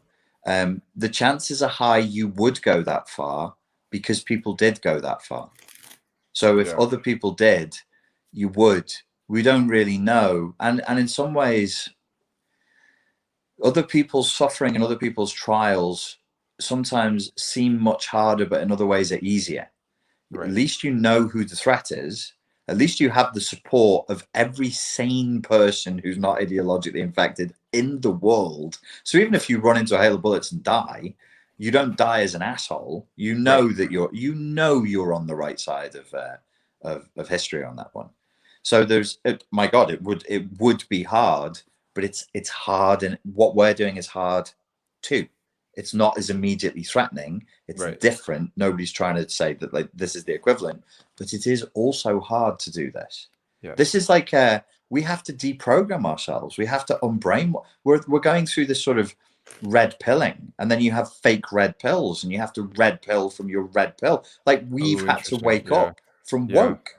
Yeah. How Right. fucking crazy is that? I Yeah. thought woke was the top, and then you're like, Right. actually, no, you have to go a fucking level up above that. Yeah, yeah. And something I've also been thinking about as I'm coming to this conclusion is the idea of having to sacrifice something. Right. Every person in their life has to choose a sacrifice somewhere, or you're going to end up sacrificing yourself in a really unhealthy way, whether it's through addictions, whether it's through just withering away, whatever it might be. And the thing is, the things that I'm sacrificing right now are very important, but these things are, for example, potential money and opportunities financially, sponsorships, perhaps collaborations with people. I'm risking 80% of my own platform because they're not going to like what I have to say about everything that they're in right now. So it's potential audience, potential money, potential fucking friends and family. I don't know, but I can't. My search for truth is highly valuable now. I know what it's like to have a decent amount of money and to have a platform and all of these things, but fucking, it's way miserable when I don't place the value of truth and fighting for that in my life. You said a lot. Visceral gravitas, it's 1 minute, 27 and 33 seconds. That's worth cutting out, visceral gravitas. So you said you have to have a sacrifice. So I think there's two general principles we can draw from this then. When you're faced with a challenge where you feel stuck, and it's interesting you said I could stay in my web of pleasure. So in the Lord of the Rings, he's forced into a web, but you could stay in your web. And the web is also a cocoon, and it's also solipsism. And the binding is pleasure itself. Yeah. You're like, oh, but it's cozy in here, and I can just jerk off and I don't know, play simulated boxing games or whatever. Yeah. And it's the thing is like I'm wearing less makeup, which is a superficial thing, but it's a huge element of my platform, my business. It's the giant neon sign in front of the store that everybody likes more than the actual product of the store. You want to shave up here and get some gel and start talking in a Scouse accent. The transformation will be complete. Yes, exactly. And it's like I'm well aware what the fuck I'm wearing right now is not appealing to 90% of the people who follow me, but that's not the fucking point. If anything, that is the fucking point. I posted that image of me with way less makeup on. I got a lot of likes for sure and comments. I see that, but I lost a lot of followers just from something like that. And I know what I'm sacrificing by opening my fucking mouth and approaching everything differently now, because I don't care about this fucking flipsual attention and the potential collaborations and sponsorships that I probably won't even fucking get anymore. It doesn't mean anything anymore. The last few months through my isolation in the situation while the craziness is happening is really targeting what is truly valuable in my own personal life, which is fucking speak the truth. Damn. Yeah. So I mean, and this is the beginning of wisdom, is like the thing that you think is going to make you happy. I'm sure Jordan Peterson would have an absolute fucking field day with you. The thing that you think is going to make you happy does until you get to your late 20s, and then you're not a boy anymore. Yeah. And you're like, oh, these empty pleasures is like, yeah, this pizza used to taste delicious, and now it's kind of is garbage. So you have to be courageous, and then you have to choose what you're going to sacrifice. Our culture tells us we don't need courage, and look at us, we're miserable. Our culture tells us we don't have to sacrifice. That's insane. That's fucking insane. And people walk around with the entitlement that they can have their cake and eat it. I can have everything. I can be everything. No, you can't. And to cause you to believe that you can is not inspirational or kind. It's incredibly cruel, because it's not true. Like, you can't fly, you can't breathe underwater, and you fucking can't have everything. You sacrifice something. So choose it. Like, choose your sacrifice. And then I think the other thing that you said there that would qualify as like weighty Adlerian wisdom is choosing a purpose and telling the truth, because that feels like something. It feels like it just you feel it in your body. You feel like a relief. There's a release, and I know the torture you've been going through because I've lived it. You feel like energy is blocked and building up in your body and rotting. It's horrendous. It's And horrendous. you're just like, he gonna learn today. There's nothing I could do, mate. I knew what was happening, but I was like, if I say it, because of the obviously I wouldn't have let it go on for too much longer, but it's just better if you see it. It's just so much better. And then when you look back, you have that point of reference. You're like, I never want to do that again. This is the thing. How do you rationalize choosing the potential opportunity to go back to the web of pleasure while, hey, baby girl, everybody loves you, okay? Everybody love you. Everybody don't let anybody tell you Queen Slay empowered. Yeah. And then like fucking continue this fucking charade. How do you compare? What I'm trying to say is, how do you compare rationally? Do you want to be a fucking millionaire with 3 million followers just for doing almost nothing and getting praise for yo girl slay? Or speaking the truth where you lose potentially all of your sponsorships, all the fucking people that follow you? How do you rationalize which one is better? And there was no other way to rationalize it other than me sitting and wallowing in the void for 3 months. You know? Homie was on a bad trip. That was a terrible. I'm just the thought of knowing what I'm gonna do now already makes me feel like I'm in my body again. Yeah, because you're on mission, and you might only be just putting your boots on, but at least you're putting your fucking boots on. Right, man. I really, really tried just to sit back and play video games and just Isn't it strange that kid has entered into like our sort of dialogue and our reality now? This kid who is like an avatar of a split reality of who you could be, or because and you're like looking at him going, well, and so if you're on the edge of like, should I live in accordance with the moral philosophy and sacrifice it, or should I just go back? And then there's this kid who pops up and he's like, hey, baby girl, I love you, baby. And you're like, okay, fuck it. I'm definitely not being that. I literally sent you a voice note. This is a real representation if I split off into this direction of the quantum field. And if that ended up me 3 years, I'd blow my fucking brains out.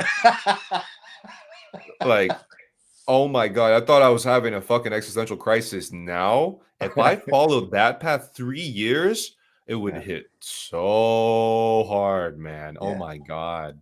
Yeah. But that's what happens when the game molds us and we don't mold the game. And I know that people think I talk like I'm a right-wing conservative sometimes, but I just know you can't be passive. You can't be yin all the fucking time. You do have to take the reins of your life sometimes and be like, I'm molding this.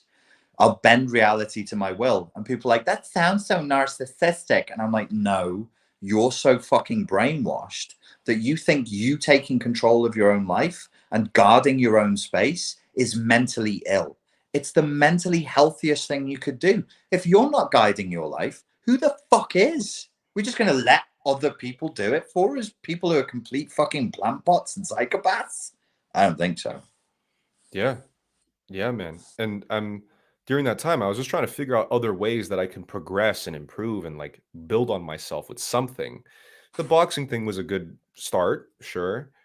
But like, do I want to become like a teacher? Like, like, and going through all of these options, you just have that intuitive gut reaction to one that doesn't work and one that does work. Yeah.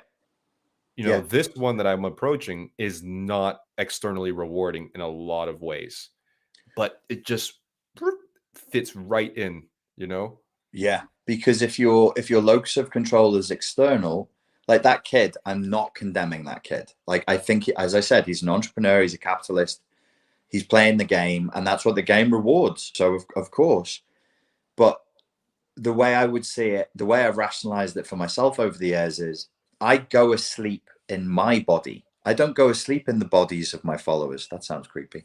And if I feel like shit, it doesn't matter how much money I've earned or how many followers I've got. This is all I have, this flesh suit, this moment, this brain. There's nothing else. And if you feel okay when you go to sleep, that's about as good as it gets. If you're going through your day with a sense of like, this is worthwhile, I know why I'm doing this, that's really as good as it gets. There isn't like a transcendent seventh heaven on earth that we get. We just get to live this life to the best of our abilities. And that's it. It can be hell on earth if we fight it. But if we accept it, it's okay, man. It's pretty cool. Yeah. And to give some perspective, like my conclusion here, it could come off as a sort of trying to like virtue signal or trying to present myself as somebody who's I fought the thing, so I'm feeling great about myself. Actually, I somewhat resent it. I really Good. fucking wish.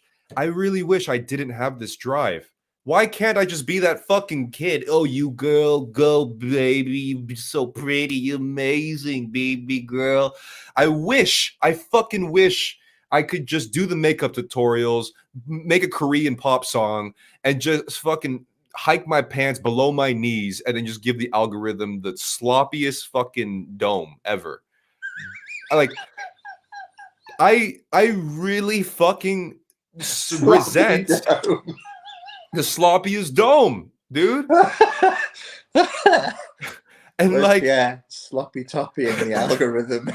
Exactly, sloppy toppy on the algae, yo. But like for real, I really kind of resent the fact that I have to choose this route that is so externally stupid sometimes. Like it is kind of dumb in an external sense. I'm risking all of this for what?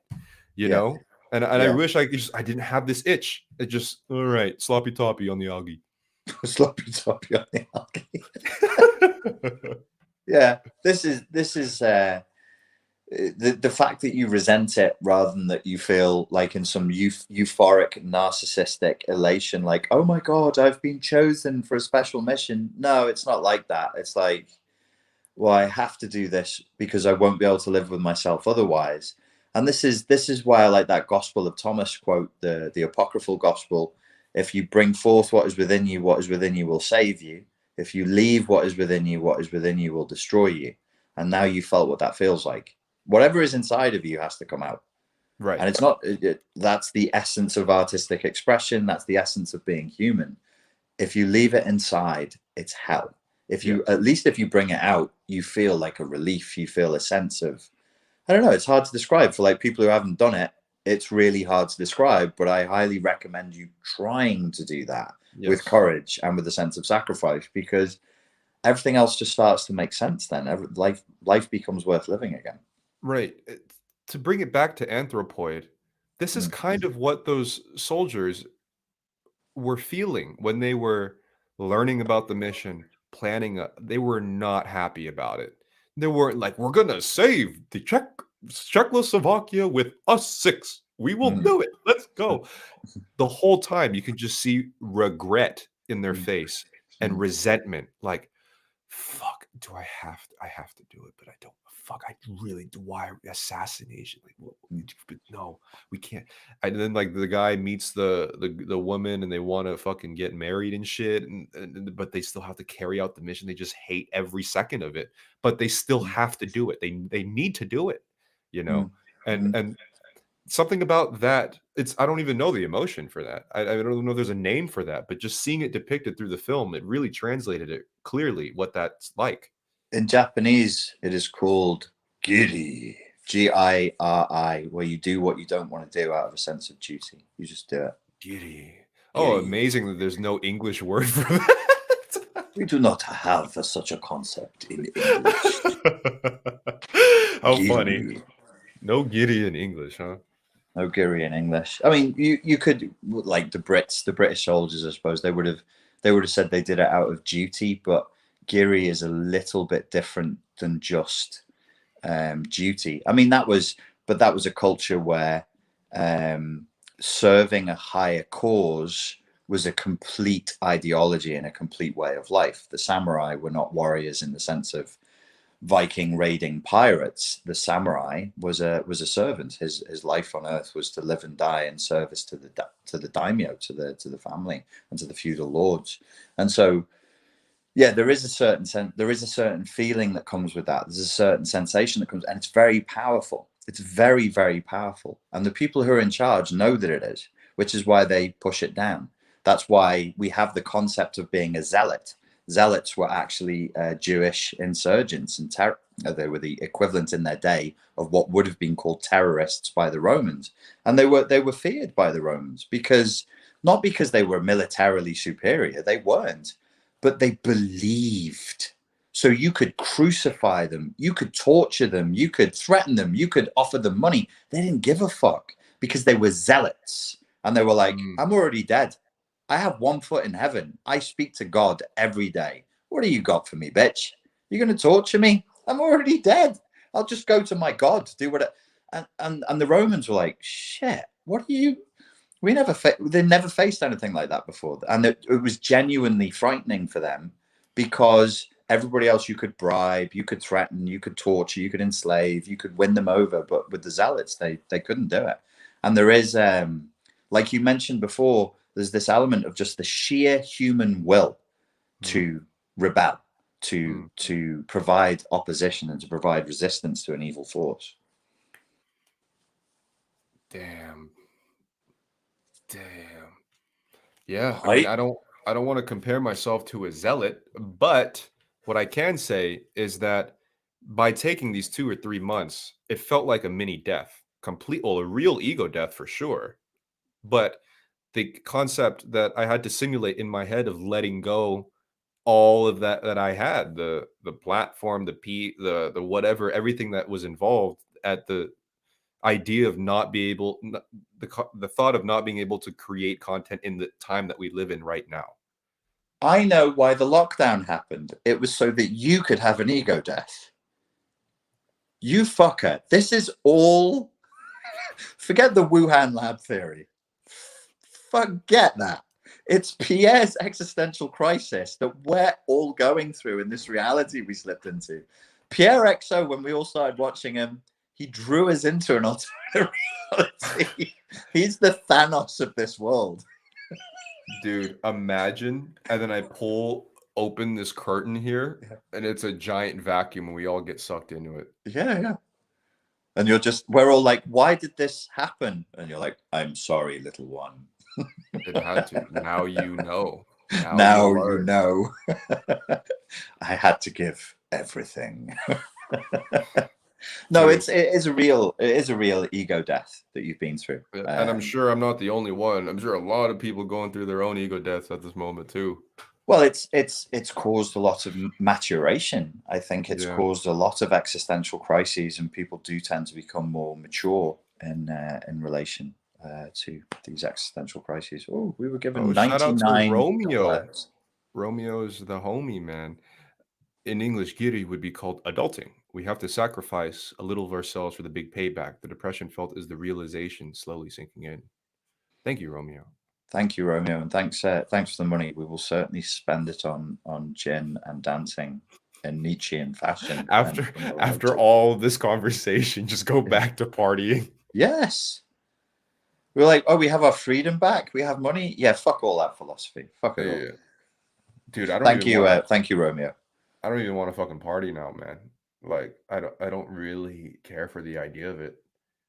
Well, what need has a man for partying? God damn. There is work to be done, Giddy. Should we take a few questions, or how Yes, you feeling? that's an excellent idea. Okay. Somebody's telling us about the concept of lagom in Swedish. The word lagom in Swedish has no English American equivalent. It means just enough or modestly the best, but good enough. Seems in the US, UK, we are all or nada. Yeah, I was in Sweden and I stayed with a Swedish friend, and he explained me this thing. Lagom. It's IKEA furniture. They're actually made with that philosophy. I guarantee it. Yeah, I had sex with a Swedish girl, and she would give me head with that philosophy, and I'd be like, "I'm not done yet," and she'd go, "Lagom." I was like, "That sloppy toppy is terrible." I can't believe you just said that on this stream out of nowhere. And I would say to her, "This is, I wanted ecstasy," and she'd be like, "Lagom, lagom," and I'm like, "No, I don't want IKEA furniture head. I want Edwardian evil prince head." Well, I've never been with a Swedish girl, so I can't have any commentary on this, unfortunately. Oh, they're completely lagom. I just like saying it to upset the chat. Nordic noshing. I have not. Hi, William. Boa tarde to you, William. I've not heard that for a long time. Sir, what is going on today? Dear God, I must do all I can to cheer up.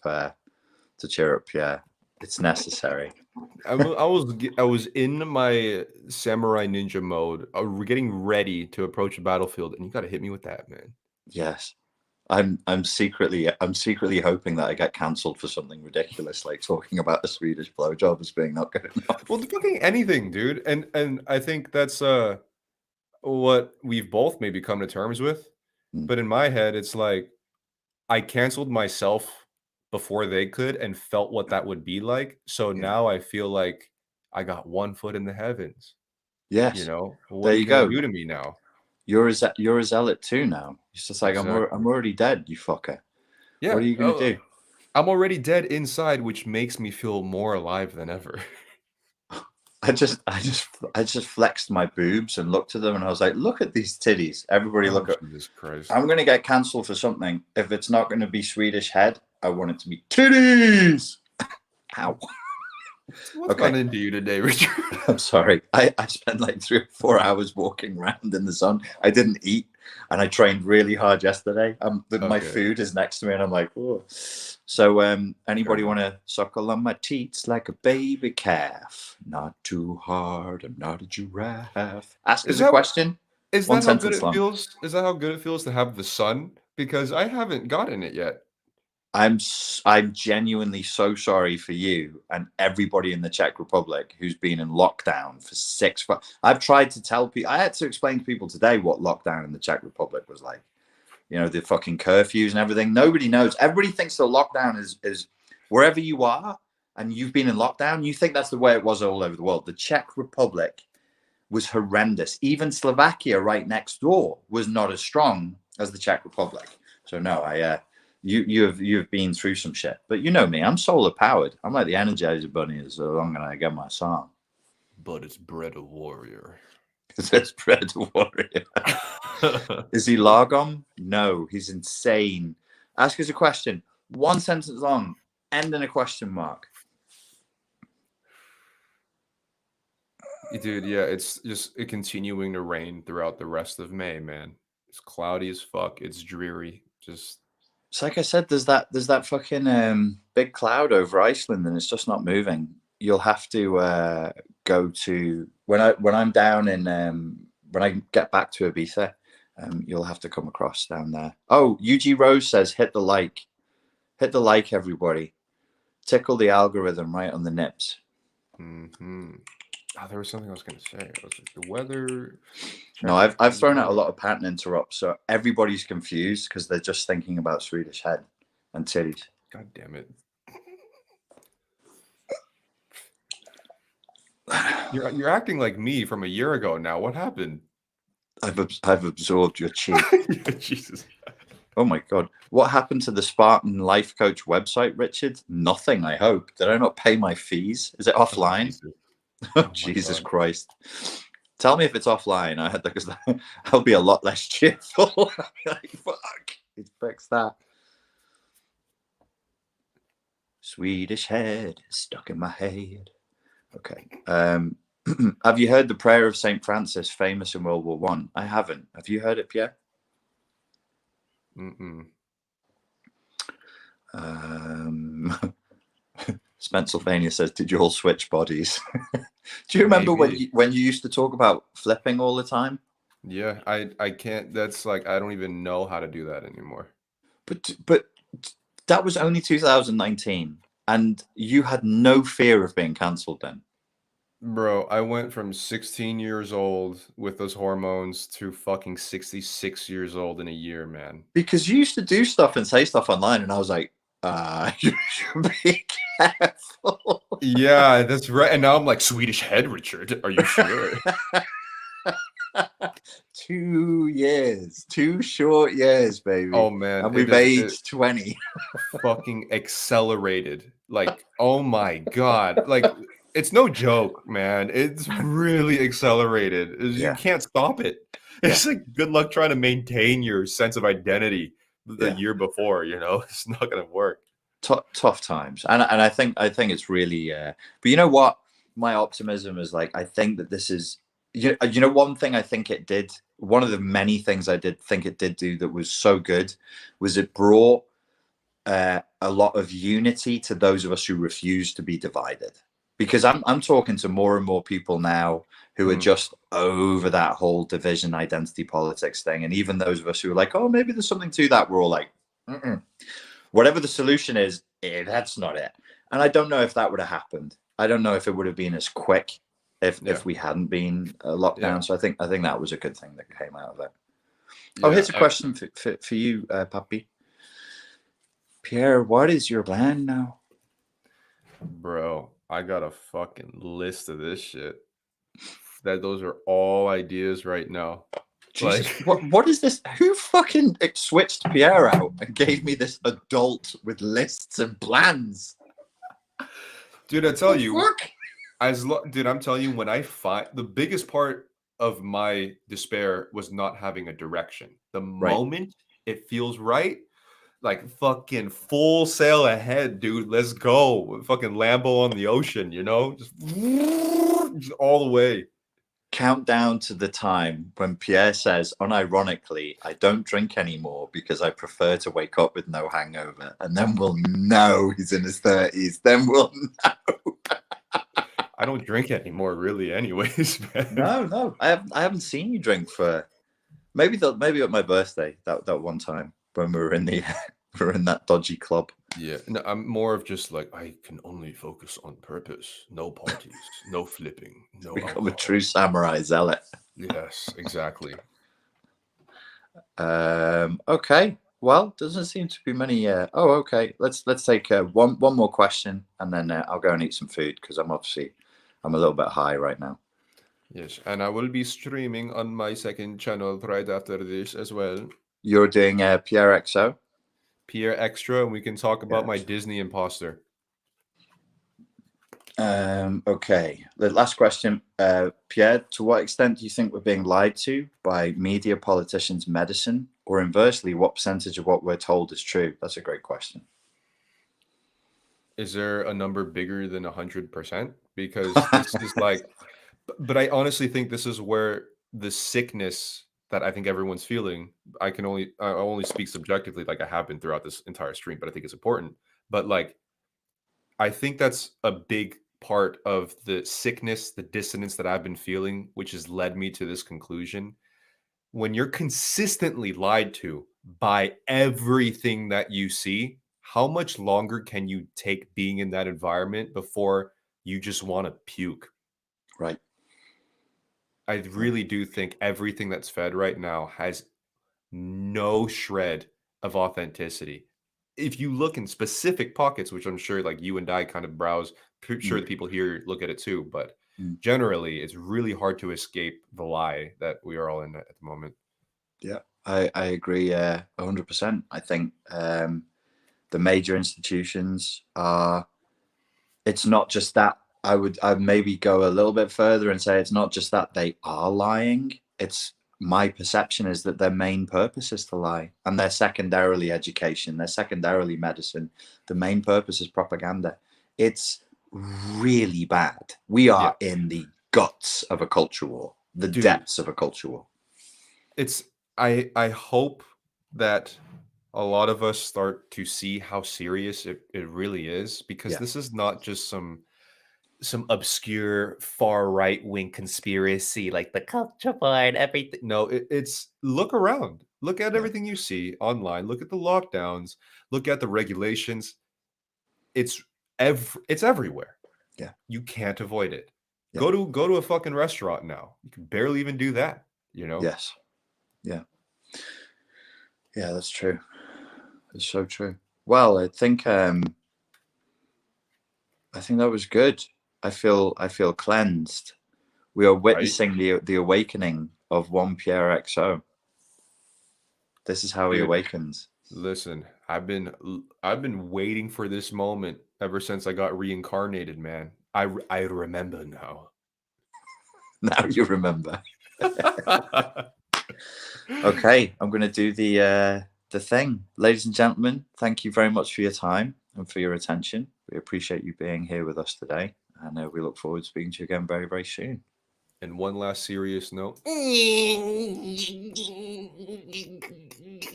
Largom sloppy toppy.